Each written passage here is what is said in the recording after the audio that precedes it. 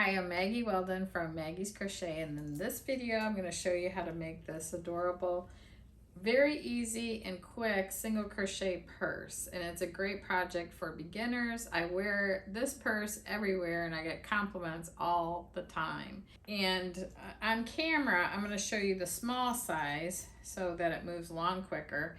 And then if you wanted a lining for your purse, I use a canvas bag, and I'll have links to everything below. And I want you to make sure that you stay till the end because I just discovered something that I've been looking for years, and it really helps with sewing in ends. So it's great for knitting or crocheting. So let's go to a close-up and get this project started. So I have my bulky weight yarn and my little canvas zipper bag and my K crochet hook that coordinates with the weight of yarn that I have. So I'm going to leave a longer end on my slip knot, my starting chain, my starting knot, and I'm going to make a slip knot, have this go over like a loop and bring this around the back and bring that back loop forward. Then there's a knot side that I pull a little bit tight, and then the slip side, and then I make it just right to go on my hook like that. Then I'm going to chain the width of my bag here.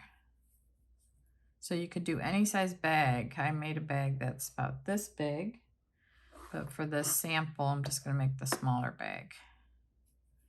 So I'm going to chain about 15 here. So I've got 3, 4, 5, 6, 7, 8, 9, 10, 11, 12, 13, 14, 15. So my chain looks like that, and I'm going to match it up to the bottom of my purse. Then I'm going to work 3 single crochets in the second chain from hook. So this is the first chain from hook, and this one would be the second. And I'm just going to go in that top loop right there, and I'm going to draw a loop up to do a single, but I'm going to work 3 singles in that second chain from hook. So there's the 3 singles. Then I'm going to single crochet in each chain across until I get to the last chain, and then I'm going to work 3 single crochets in the last chain, but just 1 in these chains.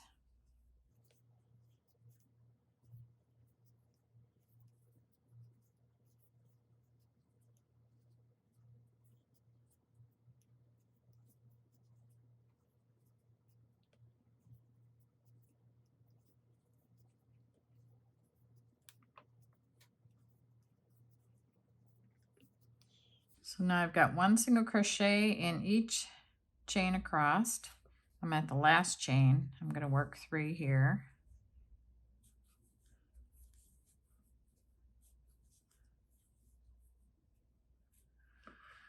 Now this is the end of my starting chain and of the slip knot that I made. And as I'm working these stitches across the opposite side of the starting chain, I can work the stitches over this so that I don't have to sew it in later on. But I don't want to do that right now because I want you to see what I'm doing on the stitches better. So this was the last chain where I have the 3 single crochets. Now I'm going to single crochet, working around the other side. I'm going to single crochet in each chain across. And to do that, I'm just going to go into the same space that was used by the other single crochets around the other side, around the first side. So the next space, you don't want to go in this space because that's your end chain. The next space is right here. So you do a single crochet in there, and you just go over the 2 leftover strands of that chain.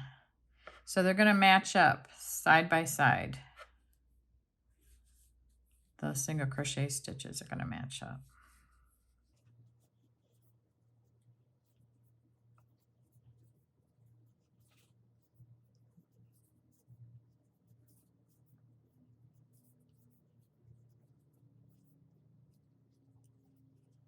Okay, so I've worked a single crochet stitch in each chain across around the other side. So see how it's making this long little oval shape on the ends. So now that completes round 1. So round 2 and the rest of the rounds are just single crochet in each single crochet around. So we're not going to join this round. We're going to just go ahead and work a single crochet, go underneath those 2 loops right there.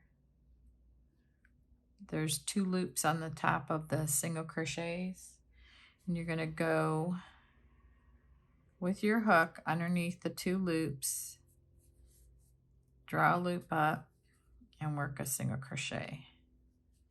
And then I'm just going to single crochet in every loop around like this.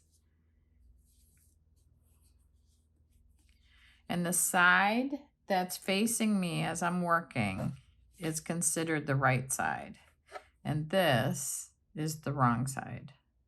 So when it starts to curl, the right side should be always facing out.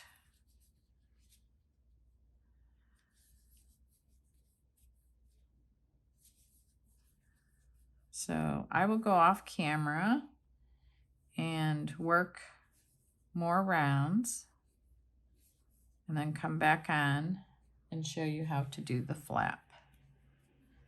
But you just keep going round and round until it reaches the top of the zipper. You want it to be all the way, you want it to be this tall right here. However big or small your bag is, you'll adjust accordingly, but that's how tall to make it.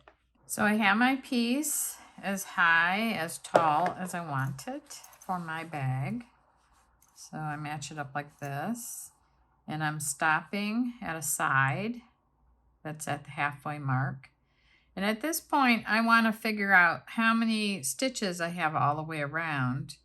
And for mine, it is, let's see, 13, I think it's 15. But anyway, you count all your stitches around, and for me, it's 2, 4, 6, 8, 10, 12, 14, 16, 18, 20, 22, 24, 26, 28, 30. So basically that was my starting chain doubled. So now I'm going to work on 15 single crochets for the flap. So to do the flap, what I want to do is just chain 1, turn. To turn, it's like opening the page of a book like this. And then I'm going to be, this is the wrong side down inside of the purse. And I'm going to single crochet just in 15 single crochets across.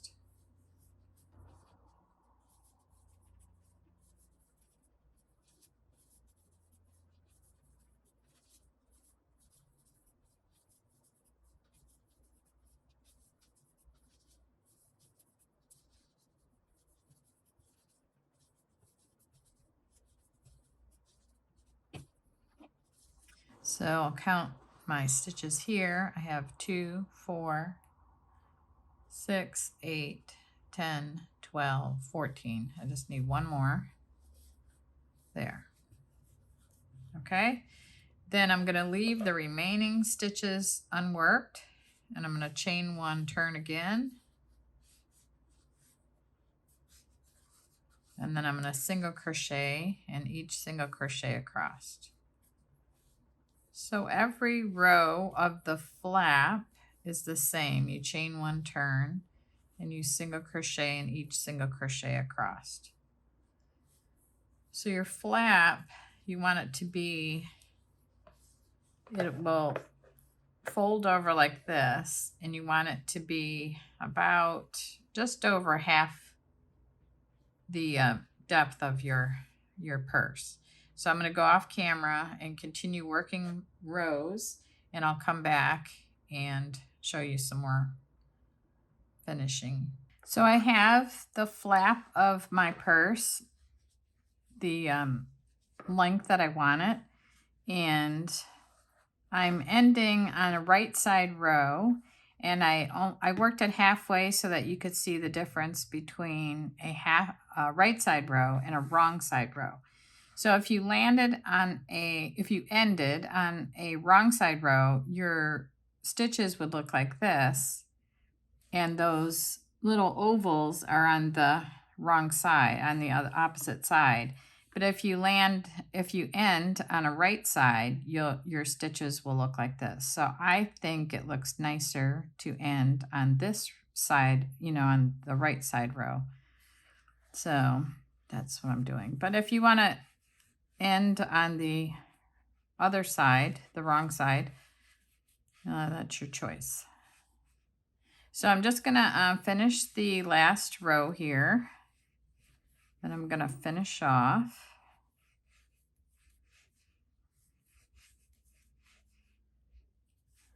Like this. And when I get to my last single crochet, I'm gonna yarn over. Then I'm gonna yarn over again and pull that loop through. I would cut my yarn here, but I already have this cut. And then I would just pull that out. And then I'll sew that end in. Now for the handle for the strap, I'm going to start with a slip knot. I'm going to go into the row 1 of the flap is right here, and I'm going to work in the same single crochet that was used by this single crochet on the end of flap row 1. So I'm going to insert my hook from front to the back like this. I'm going to pick up that chain like that. And then I'm just going to pull it through. I'm going to leave that end inside the purse. I'll sew it in later. Then I'm going to just chain. Actually, what I forgot to do was I need to change to the bigger hook. So that was a K I was using, and I'm going to change to an M because the 2 strands of yarn are thicker, so they need a bigger hook. So you don't want to chain real loose, but you just chain as long as you want it to go. And I'm going to chain mine pretty long, and then I'm going to come back on camera and show you how to join it to the other side. So I have my chain as long as I want it. So in some of the crochet instructions, it says, being careful not to twist chain, join whatever. So that's what I will say in these directions, is being careful not to twist the chain. So this is the right side of the chain right here that you're looking at. This is the wrong side. So you want the right side, you want to untwist it and make sure it's all rolled the right way before you join it to the other side. So right here, I've got it all straightened out, and I'm going to be careful not to twist it again. And I want this side right here. Let's see. So I want to go on the other side of my purse right here, and I'm going to do the same thing. I'm going to find the same stitch that the row 1 single crochet was worked in, the same single crochet, and I'm going to join right there. I'm going to go in the front like this, and I'm going to yarn over, and I'm going to draw that through, and then I'm going to draw it through the loop on my hook like that, and then I'm going to yarn over, pull that through. I'm going to tighten that, and then I'm going to cut that. I always cut back here. I leave long ends so that I have enough length to sew my ends in. I don't like leaving short ends. So then I'm going to pull that out, and then I've got my handle joined to my purse, but like that. So I'm going to show you, these are needles that I just discovered, and they are my favorite. I'll put the links below. And I think there's a couple more that I have out in my bags for other projects, but there's several different types of needle in here. But I'm going to use this little bent needle. The other one that I have is a purple, a green, that's the same thing. But then they've got all different kinds of needles. And the reason why I like these is that they're pointier than the typical blunt needles, because blunt needles, they drive me crazy. So this cuts through the stitches, the yarn, so much better. And it's not like a sharp, really sharp point, but it's just perfect. So I'll have the link to these down below. And I've been searching for good needles for years. And I used to have a source on Etsy, but they don't have them anymore. So to sew the ends in, I fold the ends over my needle. I'm going to do one. And then I squish the fold into the eye of the needle. And then I go back through here and I sew into the wrong side of the stitches like that. And then I come back behind where that yarn came out and I go back in behind it. And then I go out a little bit farther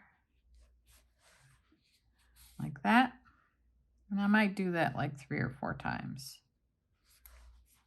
like that. And like this.